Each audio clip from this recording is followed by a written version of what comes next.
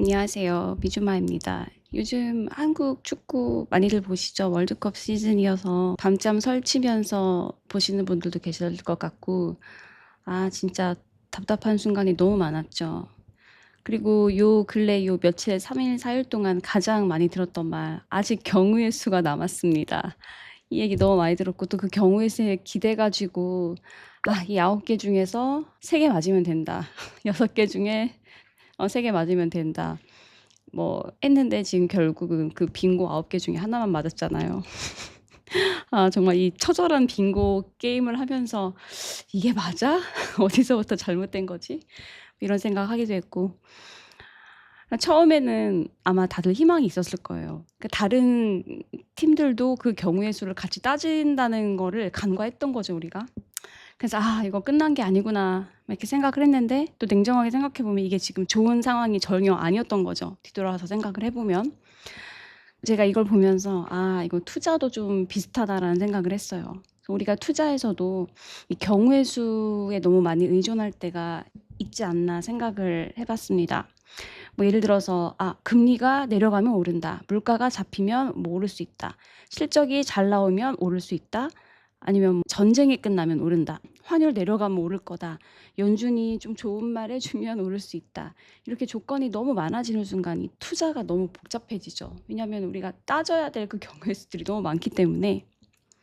그래서 우리는 이 투자에 계속 흔들리게 되죠. 뉴스 하나에도 흔들리고, 또 지표 하나에 흔들리고, 뭐 댓글 하나에도 흔들릴 수 있고, 또 유튜브 영상 보다가 내가 좋아서 구독하는 분이 이번에 이거 살 때다, 이번에 팔 때다 이러면 또 거기에 또 흔들리고. 저도 예전엔 그랬고, 저도 주식의 전문가가 아니기 때문에 지금도 이게 맞나? 이렇게 막 생각을 할 때가 있단 말이죠. 금리가 오르면 안 돼. 그리고 CPI가 뭐 FOMC가 이러면 어떻게 되지? 나스닥 선물 보고 이번에 오르겠는데? 내리겠는데? 오늘 그럼 사야 돼? 팔아야 돼? 막 계속 고민을 했던 시기가 있었던 것 같아요. 그때는 많이 불안했고, 계속 우리가 빙고 게임을 X를 혹은 O를 긋듯이 그때 그런 심정으로 계속 고민을 했던 것 같은데, 근데 시간이 지나면서 이제 느끼는 것은, 이 투자는 경우의 수를 많이 맞히는 게임이 아니라 내가 믿을 수 있는 그 큰 방향을 정하고 그 방향 안에서 오래 버티는 게임에 가깝다라고 생각을 한 거죠. 어, 그래서 아시다시피 제가 QLD를 들고 있잖아요. 이 QLD 레버리지 ETF고, 사실 요즘은 40대 분들도 많이 하시기는 하지만, 지금 이 40대 중반에 접어들어가는 이 나이에 사실 레버리지를 한다는 것은 거의 제 60살까지, 60살 가까이까지 이 투자를 들고 가야 된다라는 것이 리스크라고 생각을 하거든요. 그러니까 나이가 리스크가 될 수 있는 초장기 투자를 해야 돈을 벌 수 있는 확률을 높이는 거죠. 우리가 레버리지 투자는 장기 투자를 하면 안 된다고 하잖아요. 근데 그 말이 맞아요. 원래 이 ETF를 출시했을 때에도 장기 투자를 하라고 사실 출시한 것은 아니거든요. 그런데 지금 우리는 약간 변형을 해서 이 QLD를 장기 투자를 하려고 하죠. 장기 투자가 되려면 그 되는 조건 중에, 그러니까 장기 투자가 가능하다라는 것은 장기 투자를 해서 수익을 잘 내야 된다라는 거잖아요. 장기 투자했는데 수익이 잘 안 나오면 굳이 장기 투자할 필요가 없겠죠. 근데 그 장기 투자를 해서 수익을 내는 그 마지노선이라고 해야 될까요? 하여튼 그 선이 최소 정확하게 말하면 한 15년? 최소 10년은 넘어야 하고, 15년 정도를 펼쳐본 결과 여러 가지 경우의 수를 따져보면 손해를 볼 일은 없다, 혹은 무조건 100% 이상의 수익이 난다라고 말할 수 있는 그 100%가 이 15년 정도를 경과했을 때라고 하거든요. 물론 그 전에도 5년을 했을 때 혹은 10년을 했을 때도 여전히 100%는 수익을 난다. 여기서 100%라는 거는 2배 수익 난다는 것이 아니라 반드시 수익이 난다라는 그 100%를 이야기를 하는 거예요.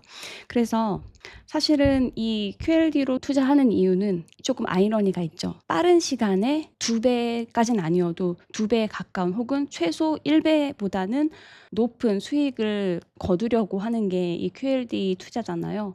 근데 이것이 올라갈 때는 2배로 올라가지만 내려갈 때도 2배로 내려가기 때문에 그 변동성 드래그로 인해서 2배 정도의 이익을 낼 수 없는 거기 때문에, 그런 거를 다 고려를 했을 때 최소 15년 정도는 들고 있어야지 그런 변수들이 다 제거가 된다. 이거거든요. 그래서 제가 이 QLD를 장기 투자하려는 이유는 더 많은 수익을 내기 위해서가 아니라 더 안정적으로 수익을 가져가기 위해서는 이 장기 투자가 필요하다. 어떻게 보면 역설적으로 장기 투자에 맞지 않는 QLD지만 이걸로 장기 투자를 내서 안정적인 수익을 내려면 이라고 생각을 했을 때 이 시계열을 늘려야 되는 거죠.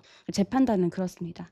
그래서 어차피 저는 장기 투자를 생각을 했던 사람이기 때문에 이 QLD 투자가 적합하다고 생각을 한 거예요. 근데 만약에 그냥 단 몇 년, 물론 지금 이 주기가 AI나 빅테크 워낙에 좋고 지금 실적도 좋기 때문에 지금 조금 떨어지고 왔다 갔다 하는 상황이 있긴 하지만 그 전쟁이나 이런 것 때문에 그래도 여전히 아직까지는 향후 이 몇 년까지는 이 흐름이 계속 가져갈 거라는 그런 기대감이 있잖아요. 어쨌든 이 항상 주식이라는 것은 부침이 있기 때문에 그 부침의 역사를 계속 끌고 갔을 때 절대로 잃지 않는 투자가 되기 위해서는 초장기 투자의 기간이 필요하다. 이렇게 저는 보고 있고요. 만약에 그 기간을 제가 견디지 못할 것이라면 일단은 SCHD도 안 할 것 같고 그리고 QLD 안 할 것 같습니다. 그냥 뭐 최소 QQQ라든지 아니면은 크게 위험 요소가 없는 것들, 경우의 수를 많이 따지지 않아야 돼도 될 것들을 그 종목으로 골라서 투자를 할 것 같거든요. 그래서 우리는 이 길게 보고 투자해야 된다라는 것을 가장 생각을 해야 된다고 저는 생각을 합니다.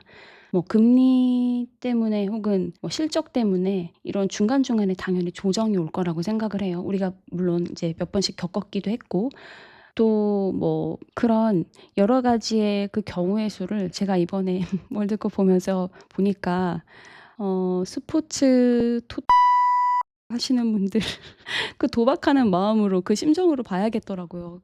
그래서 '아 이건 아니다.' 너무 삶이 피폐해지는 거예요. 제 메이트랑 같이 이 없는 시간을 쪼개서 계속 우즈베키스탄의 국민이 되었다가 또 어디였죠? 스페인의 국민이 되었다가 또 가나까지는 저희가 응원을 못 하게 됐죠. 이미 그 전에 끝났으니까.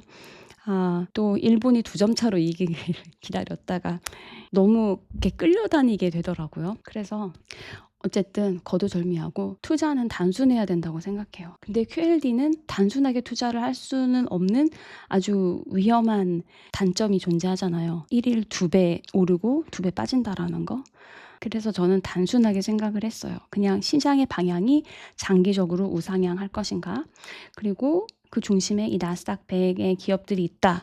그러면 그 흐름에 QLD로 올라타는 전략을 선택한 것이고 다만 그 위기 상황과 위기 요소를 줄이기 위해서 SCHD 들고 있는 거 그리고 SGOV로 달러를 들고 있다가 저점에서 분할 매수를 들어가는 것 그리고 반 정도만 거치를 우선 들어간 것 그리고 마지막으로 초장기로 들고 있어야 할 것 이렇게 단순하게 정했고요. 그렇기 때문에 사실 지금같이 조금 떨어지고는 있지만 약간의 그런 조정장이나 소폭의 하락장에서는 이제 할 수 있는 게 없는 거죠. 그 한국 축구가 이번에 경우의 수 따지면서 정말 너무나도 처절했잖아요. 근데 그 이유는 어쨌든 결국은 우리가 스스로 승부를 결정을 짓지를 못했죠. 그래서 그 경우의 수에 끌려다닐 수밖에 없었는데 투자도 마찬가지라고 생각을 해요. 내 투자 기준이 없으면 항상 남의 결과를 이렇게 보면서 계속 쪄야 되죠. 연준이 뭐라 했는지, 애널리스트가 뭐라 했는지, 뭐 유튜버 누군 뭐라고 하더라, 뉴스에서 어떻게 하더라. 근데 그러다 보면은 이게 내 계좌인데도 내 돈인데도 내가 주도권을 못 잡는 그런 상황에 빠질 수도 있을 거라고 생각합니다. 물론 그런 투자가 나쁘다는 거 아니에요. 굉장히 기민하게 움직일 수 있고 바로바로 대응을 할 수 있는 능력이 있으시거나 아니면 그런 능력이 없더라도 그렇게 투자하는 게 맞는 방법일 수도 있어요. 그런데 저는 내 투자에서는 내가 주도권을 잡는 그런 상황이 되면 좋겠다. 그래서 저는 이 투자를 항상 단순하게 보고 단순화시키려고 굉장히 노력을 합니다. 그래서 이게 내가 믿는 자산인가 그리고 내가 감당할 수 있는 비중인가 내가 얼만큼 하락했을 때 몇 억까지 혹은 뭐 몇 퍼센트까지 몇십 퍼센트까지 버틸 수 있나 이 세 가지 믿는 자산 그리고 감당할 수 있는 그 비중 그리고 하락 때 버틸 수 있는가 이 세 가지 초기에 그 조건만 맞으면 너무 많은 경우의 수를 만들지 않으려고 합니다. 지금은 상승장까지는 아니어도 지금 왔다 갔다 하죠. 그래도 어쨌든 제가 보기에는 아직까지 큰 하락이 오는 시점은 아니기 때문에 저는 당연히 추가 매수를 하거나 매도를 하고 있지는 않고 있는데요. 지난번에 말씀드린 것처럼 어떤 종목에 세팅을 할지 이런 거에 대한 고민은 굉장히 했었죠. 어떻게 보면은 전술을 짠 거였죠. 감독으로서. 제 자산의 감독으로서. 그런데 지금 어느 정도는 안정기에 저는 들어왔다고 생각을 해서 그래서 당분간은 큰 변화 없이 전술의 변화 없이 지켜보려고 합니다. 한국 축구 너무 월드컵에서 아쉽게 32강 진출도 못하고 끝났지만 이 상황을 보면서 또 저도 제 투자 원칙을 다시 한번 생각해 보게 됐습니다. 경우의 수에 기대는 투자 오래가기 어렵다. 너무 쫀다. 너무 쪼인다.